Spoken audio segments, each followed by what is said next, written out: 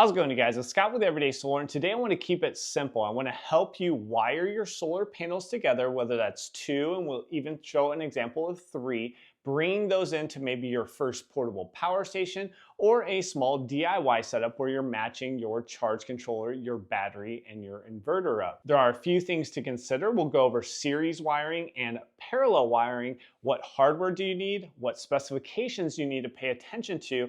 And what to look out for to make sure you don't stop solar coming into your charge controller or your portable power station, and also avoid damaging any of your equipment. So let's jump into it. Let's understand, where are we landing the solar power? Here will be the EcoFlow Delta 2, so we need some specifications on the solar input.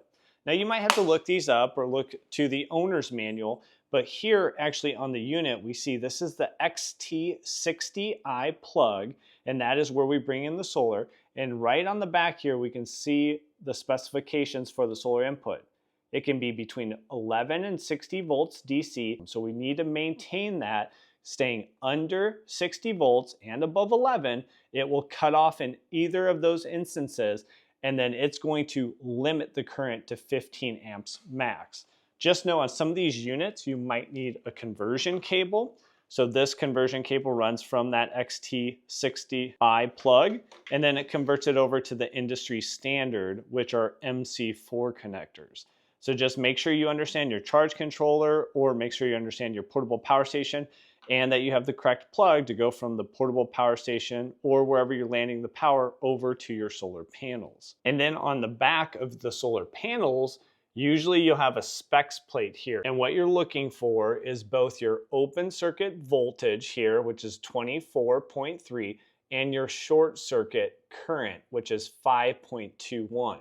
Now there's other useful information on here, but for this application, those are the two main specs that we'll be using. So we'll do a little whiteboard session and some very light math, but depending on when you're watching this, there's about a 1 week window around Black Friday where units like the EcoFlow Delta 2, but also the equivalent size class with Anchor, Blue Eddy, Jackery, and other top brands, they're about 40 or 50% off. So if you guys are looking to get started, this is a 1 kilowatt hour capacity unit, 1800 watts out, 500 watts in for solar, very capable unit. And specifically this one's around $400. So it's actually some of the best pricing I've ever seen, and about half off for about a week. And right below the video and in the pinned comment, you'll see those links so you guys can check them out and see if it's the right deal for you. So how do we use those numbers? We have our portable power station down here. We have the voltage and amperage that we can bring into that portable power station. And then for the Renogy 100 watt panels, we have our open circuit voltage and our short circuit current. Our first preference would always be just a simple wiring in what's called series. And really that's just daisy chaining together our positive and negative leads, the two wires coming out of each panel. Will bring together the positive on one, negative on the other, and then these are the two we'd have remaining to plug into that conversion cable. I'll physically show you that here in a second.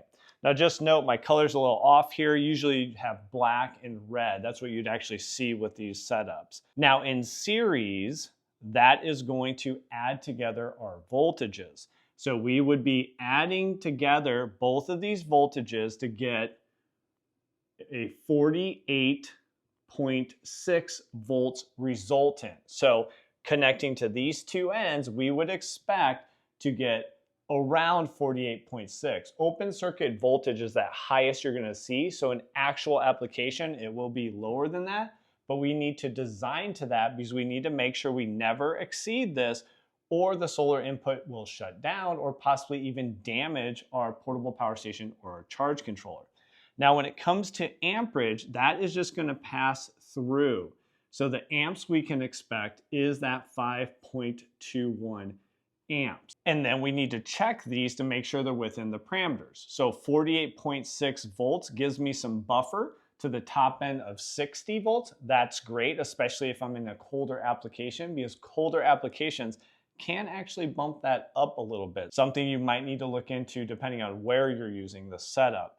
And then the amperage is well under our 15 amp max. So this setup, two 100 watt panels wired in series, would have no problem going into this portable power station. Now let's physically show you what that looks like. So we would take our 2 leads from each side, right? And we'd bring the positive here and the negative together. And really, you could flip those around, but it's hard to get this wrong, right? You have a female and a male end, so those go together. And now we have that daisy chain where we have our 2 free ends. Now, these 2 ends would go into that conversion cable and then wire into the EcoFlow Delta 2. Now, it is best practice before we connect up to the panels here through a cable, or maybe I'll show you power analyzers that I connect up to. You do want somewhere to land that power. If you're in full sun, here it's going to start working right away and bringing in that solar input. So I would land my XT60i conversion cable so we can actually bring that into our load, charging the battery. And then I would take our 2 ends here and I would connect those up to the 2 loose ends from our 2 panels that are wired in series. Now, we would place these in the sun, point them in the right direction, get the right tilt angle to get the most out of them, and this system should be up and running. So often a beginner would get this set up and quickly see, even in perfect conditions, we're only getting about 200 watts, which is expected with the 2 100-watt panels, but the 500-watt input capability of the EcoFlow Delta 2 is not even being close to maxed out. So series is easy enough. Why not just add another panel or maybe even 2 more panels to get closer to the max? Well, not so fast. And that's because we got to take the extra 24.3 volts now on that 3rd panel. Current is going to stay the same, but we have to add up our voltage. That's how the series relationship works. So that would be 72.9 volts and 5.21 amps. Amps, no problem. Volts, bam, now we're over our maximum. And that's why just buying any panels and matching that to your charge controller or your portable power station, not the best idea, because panels, even in the 100-watt class, and especially the 200 and 400-watt class, are going to have dramatically different VOCs and ISCs. So you can pick panels that are going to match up the best in the simplest wiring format, which is series, so you can get the most out of those and just keep your overall system very simple, but also maximize the output. But you can also leverage the other way of wiring, which is called wiring in parallel. So wiring in parallel, one, you're gonna need a little bit more equipment because we're bringing the positives together, we're bringing the negatives together, and they have to go into what are called branch connectors. What the heck are those? I'll show you here in a minute. And then from the branch connectors, that will be passed through to your charge controller or your portable power station. So for voltage, assuming we have like panels and they have the same voltage, voltage is just passed through here with parallel, and now the currents are what we're adding up. So that would be 10.42 amps is what we can expect from the output of wiring 2 of these together in parallel. Now, just a note, a 3rd panel we could bring together here in parallel, we would be right over 15 at 15.63, and the maximum current here on the EcoFlow Delta 2 is 15, but just know the current will be throttled. So if you go over the current, the EcoFlow will throttle that current. If you go over voltage, it shuts it down. So there is a different relationship between voltage and current that you need to keep in mind when you're setting up your overall system. But let's go ahead and look what that looks like physically to wire in parallel. So there are a few different types. You can get these smaller, more compact, but rigid branch connectors. You can get ones that are a little bit more of a pigtail. So these would be the equivalent to these guys, right? Just bringing 2 panels together. Or you can go up to these multi-branch connectors, and they have a little bit more length. One thing to keep in mind when you're doing parallel, you might have to stretch out to bring together all those negatives or all those positives, depending on how many panels and how large those panels are. So sometimes having these longer pigtails and just having that little bit extra length can really help you out, so you don't have to make another little jumper wire to get everything wired up. But for this instance, we can just use these small guys. Again, we're bringing them together, right? So we're bringing together the positives here into the same connector, and then we're bringing together our negatives into the other.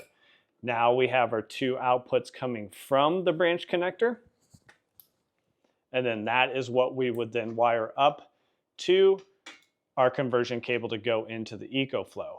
But you'll see example links in the description for these type of branch connectors just in case you need them for your project. Now, one note, you do need to look on your spec plate, and what it will tell you is the max series fuse size rating. For these panels, that's 15 amps. If I added together enough of these branches to go past 15 amps, then I would actually need to fuse each one of those panels with a fuse that is 15 amps. And why we do that, because if we have a failure mode, and then this is what it will look like, it's just putting a fuse in line here because it's called an inline fuse.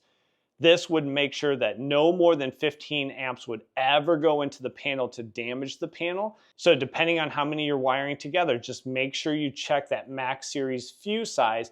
If you're going over that with your full parallel system, you're going to need to get inline fuses that match up with, in this case, the 15 amps. So let me know if you guys have any questions down in the comments on your own setup, and I want to make sure that we continue to do these basic series, but I want to hear your feedback.